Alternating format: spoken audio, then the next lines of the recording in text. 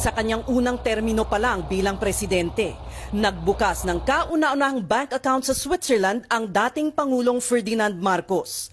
Sa alias na William Saunders, sa Bangkong Credit Suisse sa Zurich, Switzerland, ang account ni Marcos ay may laman na $950,000 US. Pero ang kanyang sweldo noong 1968 ay $5,600 US lamang. Ito ang simula ng pandarambong ni Marcos na umabot sa bilyong-bilyong piso. Nang pinatalsik sa pwesto noong 1986, kabilang sa mga daladala sa Hawaii ay higit 400 alahas, 27 milyong pisong bagong imprenta at mga gold bars.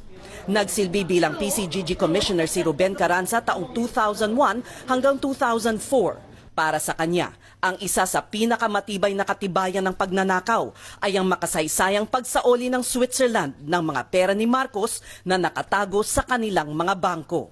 Dinala ko yung desisyon na yan sa Switzerland, pinakita namin yan sa Ministry of Justice ng Switzerland at nagpirmahan kami ng kasunduan na isusoli nila ngayon yung pera. At that point, ang pera na na-identify sa mga Marcos bank accounts was $683 million.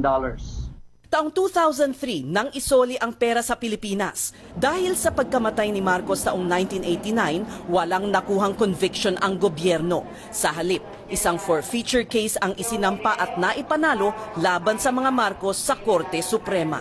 May batas ang Pilipinas na pwede mong bawiin ang nakaw na yaman ng mga opisyal ng gobyerno kung maipapakita na yung kanilang assets ay lubhang mas malaki kaysa sa lehitimong income nila bilang mga opisyal. Kabilang sa mga kilalang pag-aari ng mga Marcos ay mga apartment sa Olympic Tower sa 5th Avenue sa Manhattan, New York. Ang 40 Wall Street, na kilala ngayon bilang Trump Building.